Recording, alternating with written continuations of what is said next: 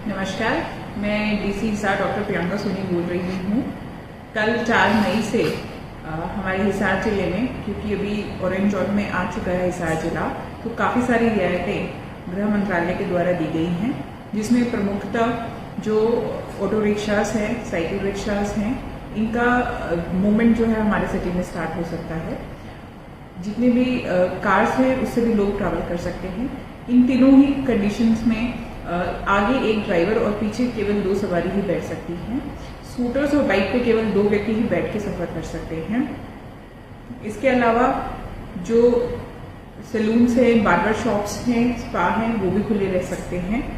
जो construction activity है वो भी चल सकती है। जिन्होंने अपने घरों का या अपने कोई भी संस्थानों का कंस्ट्रक्शन कराना है, वहाँ पे जो भी लेबर है उसे आप कंस्ट्रक्शन करा सकते हैं। जितनी भी ई कॉमर्स की एक्टिविटी हैं वो पहले भी चली आ रही थी और अभी भी कंटिन्यू रहेंगी। जितने भी मार्केट प्लेसेस हैं वो सभी सुबह 7 बजे से लेकर शाम को 7 बजे तक खुली रह सकती हैं। जो मेन बाजार है हमारे शहरों के वो खुले रह सकते हैं। शॉपिंग मॉल्स जो है वो खुले नहीं रहेंगे। जितने भी प्राइवेट ऑफिसर्स हैं वो भी खुले रह सकते हैं। जितने भी डॉक्टर्स हैं वो अपने ओपीडीज और क्लिनिक्स को भी चला सकते हैं। जो गवर्नमेंट ऑफिसर्स हैं वो सभी खुले रहेंगे। जितने भी ट्रक्स का मूवमेंट है किसी सामान को लेकर वो भी मूवमेंट हो सकता है।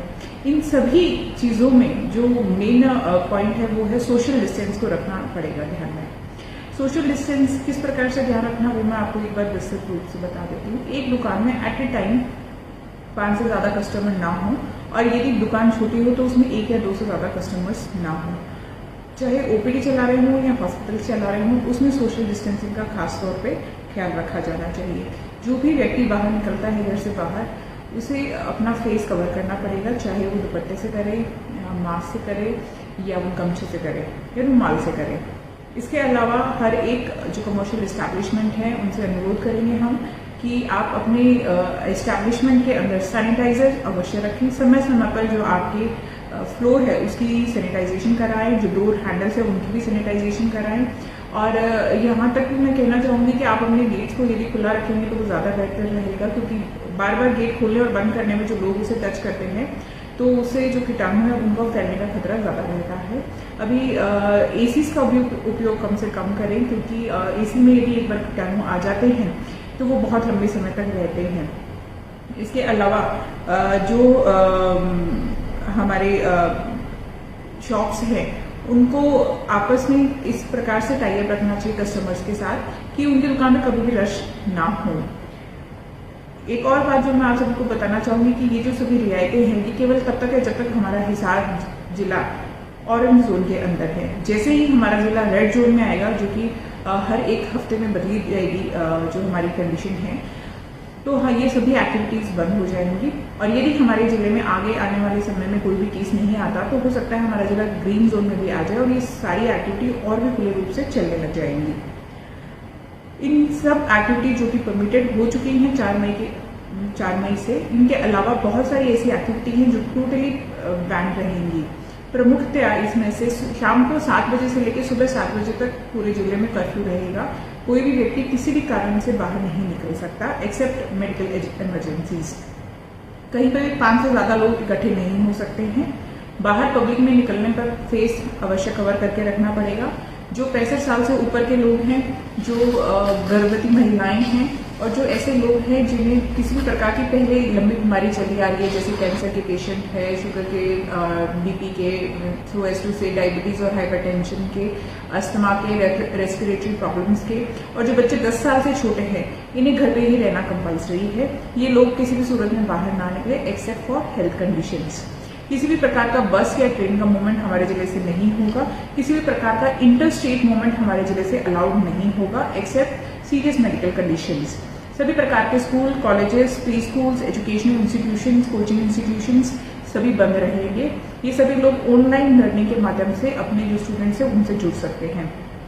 सभी प्रकार के होटल्स बंद रहेंगे एक्सेप्ट जो डॉक्टर्स के लिए, पुलिस पर्सनल्स के लिए, क्वारंटीन लोगों के लिए और जो स्टैंडर्ड टूरिस्ट उनके लिए हमने रखे हुए हैं। उनके अलावा सभी होटल्स जो हैं वो बंद रहेंगे। सभी प्रकार के cinema halls, shopping malls, gyms, sports complex, swimming pools, bars, auditorium, banquet hall, ये सभी पूर्णतया बंद रहेंगे। किसी भी प्रकार की social, political, sports, entertainment, academic, cultural, religious इस प्रकार की कोई भी गैदरिंग है, लोगों को इकट्ठा होना, इस संबंध में बिल्कुल भी प्रतिबंधित होगा। सभी प्रकार के जो धार्मिक संस्थान हैं वो भी प्रतिबंधित रहेंगे और लोगों से हम अनुरोध करेंगे कि ऐसे स्थानों पर ना जाएं, क्योंकि ये आने वाले समय तक प्रतिबंधित हैं। कहीं पर भी यदि अंतिम संस्कार है तो वहां पे 20 से ज्यादा लोग इकट्ठे नहीं हो सकते हैं। पब्लिक में थूकना बिल्कुल भी अलाउड नहीं है। जैसा कि आप सभी को पता होगा कि जो कोरोना का संक्रमण है ये ड्रॉपलेट से फैलता है, तो ऐसे समय में थूकने से उसके संक्रमण होने के चांसेस काफी ज्यादा बढ़ जाते हैं। यदि किसी को पब्लिक में थूकते हुए पाया गया तो उसके खिलाफ कार्रवाई की जाएगी।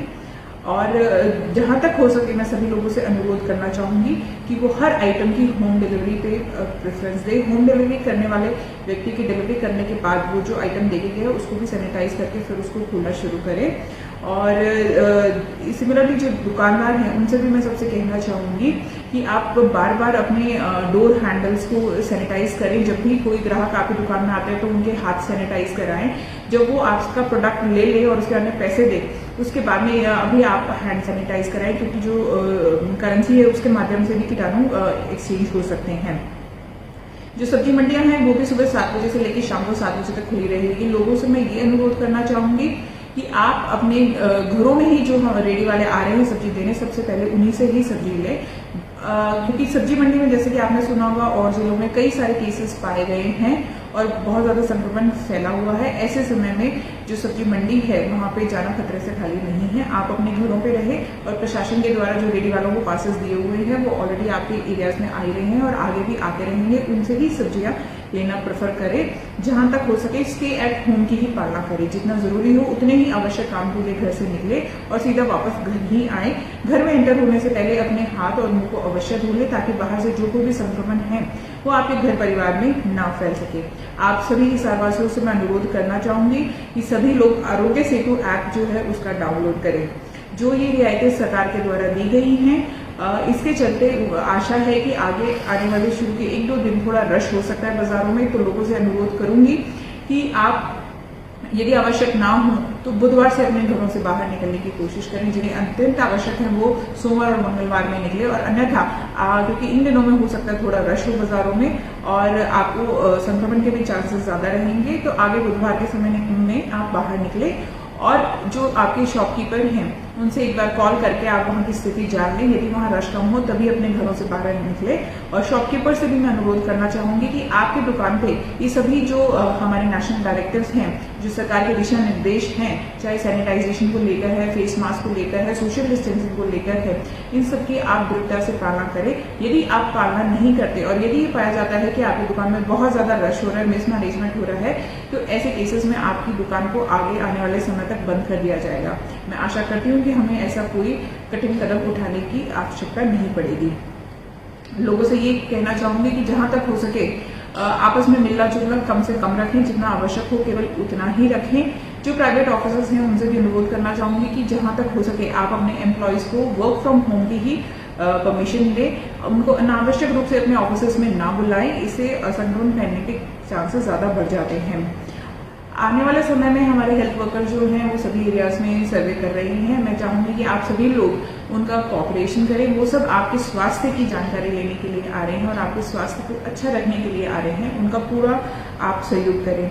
ये जो अभी हमने कुछ एक रियायतें बताई हैं आपको, जैसे दुकानें खुल जाएंगी, ये सभी रियायतें जो 2 हमारे कंटेनमेंट जोन हैं, जैसे एमसी कॉलोनी और डीसी कॉलोनी शहरी क्षेत्र के अंदर, और दड़ोली और चुंगी बांगियान गांव, इनमें ये रियायतें एप्लीकेबल नहीं होंगी।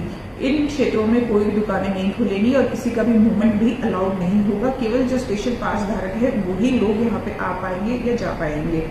तो इसी के साथ मैं सभी हिसारवासियों का धन्यवाद भी करना चाहूंगी कि पिछले लगभग 1.5 महीने से आप सभी लोगों ने हमारा इतना साथ दिया है कि जिससे चलते हमारे यहाँ संक्रमण के केसेस बहुत ही कम पाए गए हैं। पर अभी भी कोरोना फैलने के चांसेस बहुत हाई है। हमारे आसपास के जिलों में भी कई कोरोना के केसेस मिले हैं और जब तक हम ऑरेंज जोन में हैं तब तक हमें आर्थिक गतिविधियां करने की रियायतें और छूट मिली रहेगी। और यदि हमारा जिले में केसेस बढ़ते हैं तो हमारा जिला रेड जोन में आ जाएगा और ये सभी जो रियायतें दी हुई हैं वो बंद हो जाएगी। और जैसे 3 मई से पहले हमारा जिला चलता आया है उसी प्रकार से चलेगा। और यदि हमारे आने वाले समय में कोई भी केसेस नहीं आते तो हो सकता है हमारा जो जिला ग्रीन जोन में आ जाएगा। ग्रीन जोन में आने से हमारी जो आर्थिक गतिविधियां हैं वो पूर्ण रूप से जैसे लॉकडाउन से पहले चल रही थी लगभग उसी प्रकार से चलनी भी शुरू हो सकती है। तो ये निर्भर करता है कि किस प्रकार से आप और हम साथ मिलकर हिसार को कोरोना से बचा के रखते हैं और अपनी जो आर्थिक गतिविधियां हैं उसे सुचारू रूप से चलाए रखते हैं। आशा करती हूँ कि जो सरकार के द्वारा निर्देश दिए गए हैं उनका आप सभी लोग कटिबद्ध होकर उसकी पालना। सच्चा वाक्य न्यूज को सब्सक्राइब करें और घंटी वाला बटन जरूर दबाएं ताकि हर